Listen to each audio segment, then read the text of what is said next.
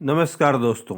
ये आज आपके समक्ष डिस्कवरी ऑफ इंडिया का यह चैप्टर है, मिली जुली संस्कृति का विकास और समन्वय, पर्दा कबीर गुरु नानक अमीर खुसरो। तो मिली जुली संस्कृति जो हिंदुस्तान की पहचान रही है, तो इसका विकास कैसे हुआ, इसके विषय में डिस्कवरी ऑफ इंडिया, जिसके लेखक जवाहरलाल नेहरू हैं, में क्या है, इसकी चर्चा यहाँ होगी। तो मिली जुली संस्कृति, जहाँ सभी संस्कृतियों के लोग रहते हैं, यह है कि विकास का और समन्वय का जीता जागता नमूना है हमारी भारतीय व्यवस्था। तो डिस्कवरी ऑफ इंडिया का यह पाठ हमें बहुत कुछ सिखलाने वाला है, तो इसके लिए तैयार होइए। तो इसलिए मुसलमानों के हिंदुस्तान पर हमला करने की या हिंदुस्तान के मुसलमानी जमाने की बात करना उतना ही गलत है जितना कि अंग्रेज़ों के हिंदुस्तान में आने को ईसाई हमला कहना या अंग्रेज़ी जमाने को ईसाई जमाना कहना। इस्लाम ने हिंदुस्तान पर हमला नहीं किया, यह हिंदुस्तान में कुछ सदियों पहले आया था। यहाँ तुर्की हमला महमूद का हुआ, अफ़गानों का हमला हुआ, इसके बाद तुर्क मंगोलों या मुग़लों का हमला हुआ, और इनमें आखिरी दो महत्व के थे। आखिरी दो मतलब मंगोलों या मुगलों। अफ़गानों को हम सरहदी हिंदुस्तानी दल का समझ सकते हैं। सरहद पर वह मुश्किल से अजनबी कहे जा सकते हैं। अफ़गानिस्तान मतलब जो देश आज अफ़गानिस्तान है, उसके इर्द गिर्द या उस क्षेत्र के आसपास के लोगों को वहाँ अफ़गान जातियाँ रहती थीं, तो उनको आप सरहदी हिंदुस्तानी भी कह सकते हैं। हम और उनकी सियासी हुकूमत के ज़माने को भारतीय अफ़गान काल कहलाना चाहिए। उन्होंने जो हुकूमत किया वह भारतीय अफ़गान काल कहना ज़्यादा सही होगा नेहरू जी के विचारों में। मुग़ल बाहर के लोग थे और हिंदुस्तान के लिए अजनबी भी थे, ताहम वह हिंदुस्तानी ढांचे में बड़ी जल्दी समा गए और उनसे भारतीय मुग़ल काल शुरू हुआ। चाहे अपनी खुशी से उन्होंने ऐसा किया हो, चाहे परिस्थिति ने उन्हें मजबूर किया हो, अफ़गान शासक और उनके साथ आने वाले लोग हिंदुस्तान में समा गए। उनके ख़ानदान पूरी तौर पर हिंदुस्तानी हो गए और उनकी जड़ें हिंदुस्तान में फैलीं। उन्होंने हिंदुस्तान को अपनाकर अपना घर समझा और बाकी दुनिया को विदेश माना। बावजूद सियासी झगड़ों के उन्हें लोगों ने भी ऐसा ही ख्याल किया और बहुत से राजपूत राजों तक ने उन्हें अपना फरमा रवा समझा। लेकिन और राजपूत सरदार भी थे जिन्होंने उनका मातहत होने से इनकार भी किया और भयानक लड़ाइयाँ भी हुई। दिल्ली के मशहूर सुल्तान फिरोज शाह की माँ हिंदू औरत थी। इसी तरह गयासुद्दीन तुगलक की माँ भी अफ़गान, तुर्क और हिंदू उमरावों में इस तरह की शादियाँ आम नहीं थीं, लेकिन फिर भी होती थीं। दक्षिण में गुलबर्ग के मुसलमान शासक ने विजयनगर की एक हिंदू राजकुमारी के साथ बड़ी शान शौकत के साथ ब्याह किया था। ऐसा जान पड़ता है कि मध्य और पश्चिमी एशिया में हिंदुस्तानियों के बारे में बड़े अच्छे ख्याल थे। 11वीं सदी के पुराने ज़माने में, यानी अफ़गानों की विजय से पहले, इदरीसी नाम के एक मुसलमानी भौगोलिक ने लिखा था, हिंदुस्तानी स्वभाव से इंसाफ पसंद हैं और इससे अपने व्यवहार में कभी डिगते नहीं। उनकी नेकी, ईमानदारी और अपने वादों की वफादारी मशहूर है, और दरअसल वह इन गुणों के लिए इतने मशहूर हैं कि लोग उनके मुल्क में सब तरह से आकर इकट्ठे होते हैं। एक कारगुजार हुकूमत कायम हो गई और आमद रफ्त के जरियों की खास तौर पर तरक्की हुई, अगरचे इसकी वजह फौजी सहूलियत का पैदा करना था। सरकार इस बात का ख्याल करती थी कि मुकामी रिवाजों में दखल न दे, ताहम वह ज़्यादा मरकजी हो चली थी। शेर शाह, इसका ज़माना मुगलिया ज़माने के बीच में आ पड़ता है। अफ़गान शासकों में सबसे काबिल था।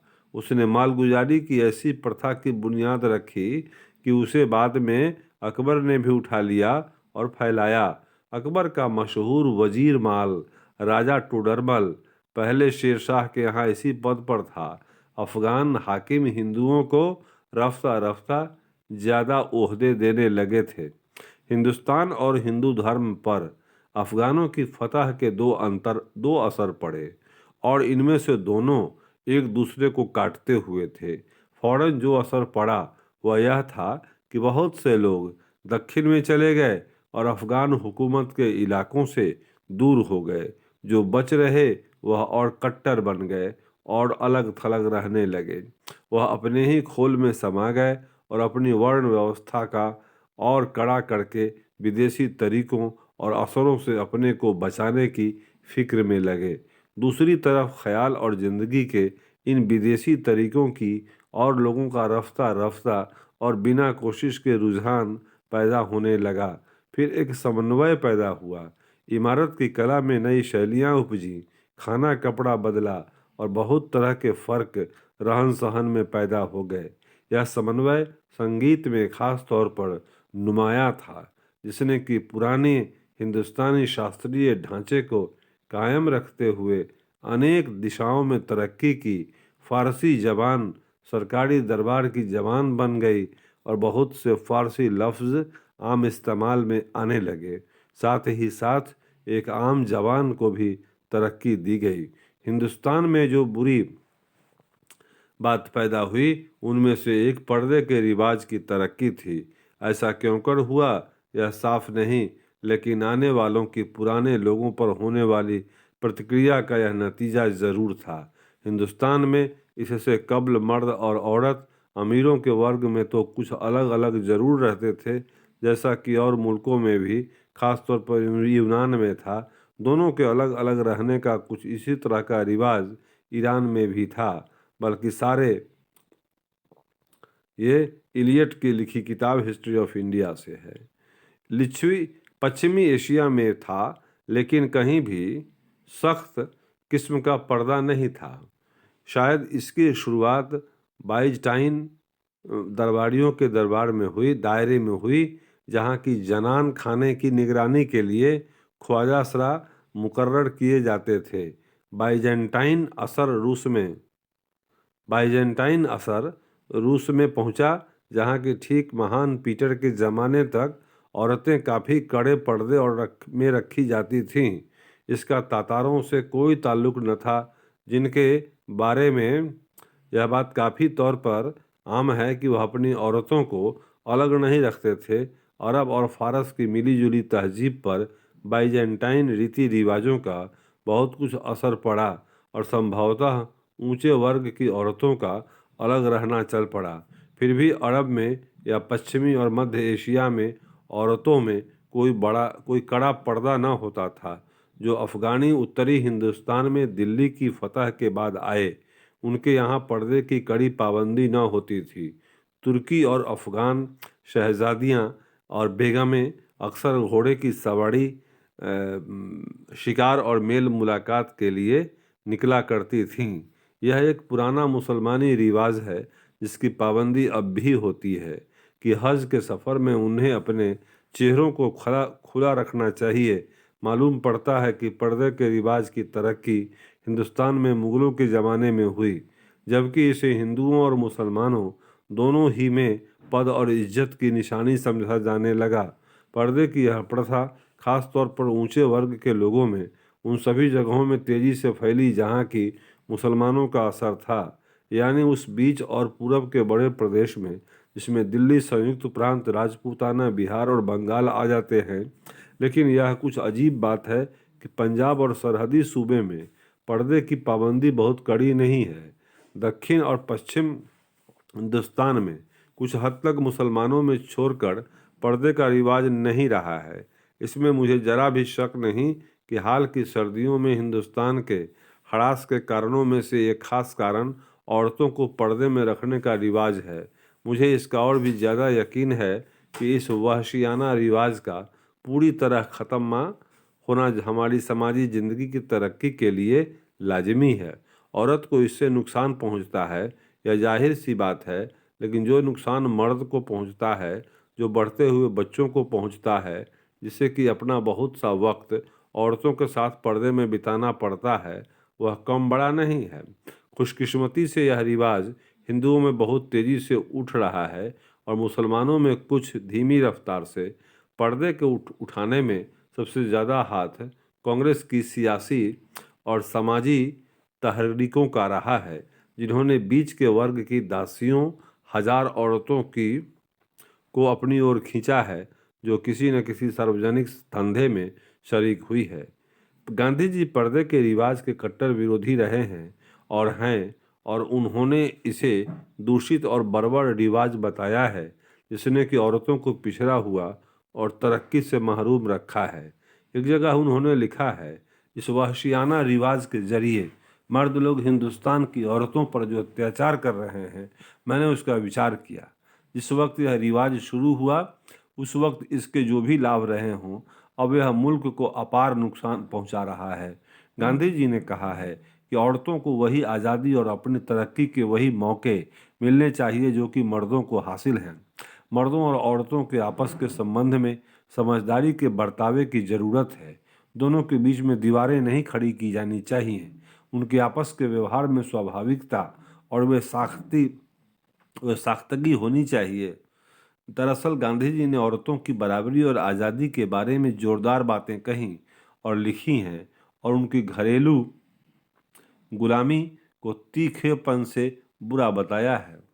मैं अपने विषय में से हटकर यकायक मौजूदा ज़माने की बातें करने लगा और अब मुझे मध्य युग पर वापस आना चाहिए, जबकि अफ़गान लोग दिल्ली की गद्दी पर जम चुके थे और पुराने और नए तरीकों के बीच समन्वय का कायम होना शुरू हो चुका था। इनमें से ज़्यादातर तब्दीलियाँ ऊपर के वर्गों में हुईं और उनका असर आम जनता पर, खास तौर पर देहाती जनता पर नहीं पड़ा। उनकी शुरुआत दरबारी हलकों में होती और वह शहरों और कस्बों में फैलती। इस तरह एक सिलसिला चला जो कि कई सदियों तक चलता रहा और उत्तरी हिंदुस्तान में एक मिलीजुली संस्कृति तरक्की करती रही। दिल्ली, और जिसे अब संयुक्त प्रांत कहते हैं, इसके मरकज बने। जिस तरह की यह पुरानी आर्य संस्कृति के मरकज रहे और अब भी हैं, लेकिन आर्य संस्कृति का बड़ा हिस्सा खिसक कर दक्षिण पहुंचा, जो कि हिंदू कट्टरता का गढ़ बन गया। तैमूर के हमले से दिल्ली की सल्तनत अब कमज़ोर हो गई तो जौनपुर संयुक्त प्रांत में एक छोटा सा मुसलमानी राज्य कायम हुआ। साढ़े 15वीं सदी भर यह कला, संस्कृति और मजहबी रवादारी का मरकज रहा। तरक्की करती हुई आम जबान हिंदी को यह प्रोत्साहन मिला और हिंदुओं और मुसलमानों के मजहबों में समन्वय पैदा करने की भी कोशिशें हुईं। करीब करीब इसी वक्त उत्तर में दूर कश्मीर में भी जैनुल आबदीन नाम के एक मुसलमान राजा ने अपनी रवादारी और संस्कृत विद्या और पुरानी संस्कृति के प्रोत्साहन के लिए यश हासिल किया। सारे हिंदुस्तान में यह नया खमीर काम कर रहा था और लोगों के दिमागों में नए विचार कुरियत पैदा कर रहे थे। पुराने जमाने की तरह हिंदुस्तान में इस नई परिस्थिति की तरफ एक प्रतिक्रिया चल रही थी और विदेशी तत्वों का जज्ब करने की कोशिश में वह अपने को कुछ तब्दील कर रहा था। इस खमीर में से नए ढंग के सुधारक उत्पन्न हुए, जिन्होंने कि इस समन्वय के पक्ष में निश्चय के साथ उपदेश दिए और अक्सर वर्ण व्यवस्था की निंदा या अवहेलना की। दक्षिण में 15वीं सदी में हिंदू रामानंद हुए और उनके और भी मशहूर चेले बनारस में कबीर हुए, जो कि मुसलमान जुलाहे थे। उत्तर में गुरु नानक हुए, जो कि सिख धर्म के संस्थापक माने जाते हैं। इन लोगों का असर उन मतों तक सीमित नहीं था जो कि इनके नाम पर कायम हुए, बल्कि उससे कहीं ज़्यादा विस्तृत था। सारे हिंदू धर्म पर इन नए विचारों का प्रभाव पड़ा और हिंदुस्तान का इस्लाम भी जगहों के इस्लाम से मुख्तलिफ बन गया। इस्लाम की ज़बरदस्त वहदानियत का हिंदू धर्म पर असर पड़ा और हिंदुओं के बहुत से देवी देवताओं में विश्वास का कुछ असर हिंदुस्तानी मुसलमानों पर पड़े बगैर न रहा। हिंदुस्तानी मुसलमानों में से ज़्यादातर ऐसे थे जो नौ मुस्लिम और यहाँ की पुरानी परंपरा में पले थे। बाहर से आने वाले मुसलमान मुकाबले में थोड़े थे। मुस्लिम रहस्यवाद और सूफी मत की जिसकी शुरुआत शायद नए अफलातूनी मत से हुई थी, तरक्की हुई। विदेशी लोगों के हिंदुस्तान में बराबर जज्ब होने का सबसे मार्के का पता इस बात से लगता है कि मुल्क की आम जबान को उन्होंने उठा लिया और अगरचे फारसी दरबार की जबान बनी रही। शुरू के मुसलमानों की लिखी हुई हिंदी की कई मशहूर किताबें हैं। इन लिखने वालों में सबसे मशहूर खुसरो था, जो एक तुर्क था और जिसका घराना संयुक्त प्रांत में 2-3 पीढ़ियों से बस गया था। यह 14वीं सदी में हुआ और इसने कई अफगान सुल्तानों के जमाने देखे थे। फारसी का तो वह चोटी का शायर था।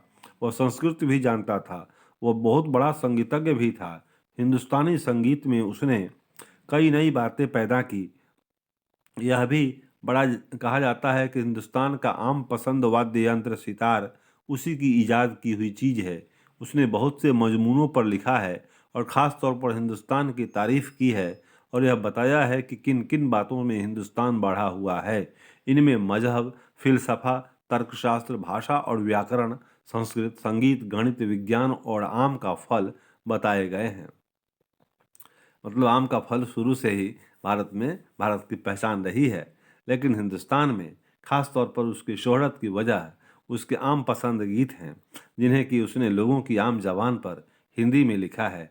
उसने साहित्यिक माध्यम न चुनकर बड़ी अक्लमंदी की, क्योंकि उसे मुट्ठी भर लोग ही समझ पाते। उसने गांव वालों की जबान ही नहीं इस्तेमाल की, बल्कि उनके रीति रिवाज और रहन सहन के ढंग का भी बयान किया। उसने जुदा जुदा ऋतुओं के गीत लिखे हैं और हिंदुस्तान की पुरानी शास्त्रीय परंपरा के बमुजिब हर एक ऋतु के लिए अलग राग और बोल हैं। उसने जिंदगी के विविध पहलुओं पर गीत रचे हैं।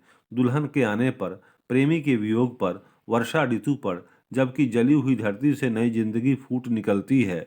यह गीत अब भी दूर दूर गाए जाते हैं और हम उन्हें उत्तरी और मध्य हिंदुस्तान के किसी गांव या शहर में सुन सकते हैं। खास तौर पर तब जबकि वर्षा ऋतु आती है और हर एक गांव में आम और पीपल की शाखों में बड़े बड़े झूले पड़ते हैं और गांव के सभी लड़के लड़कियां उसे मनाने के लिए इकट्ठा होते हैं। अमीर खुसरो ने बहुत सी पहेलियां भी रची हैं, जो कि बच्चों और बड़ों दोनों में ही बहुत चलती हैं। अपनी ज़िंदगी में ही खुसरो गीतों और पहेलियों के लिए मशहूर हो गया। उसकी यह शोहरत बढ़ती ही रही। मैं और मैं और कहीं भी ऐसी मिसाल नहीं पाता कि 600 साल पहले जो गीत लिखे गए हों वह अब भी आम पसंद हों और अब भी लफ्ज़ों की फेर फाड़ के बगैर ज्यों के त्यों गाए जाते हों। तो thank you for viewing, have a nice day.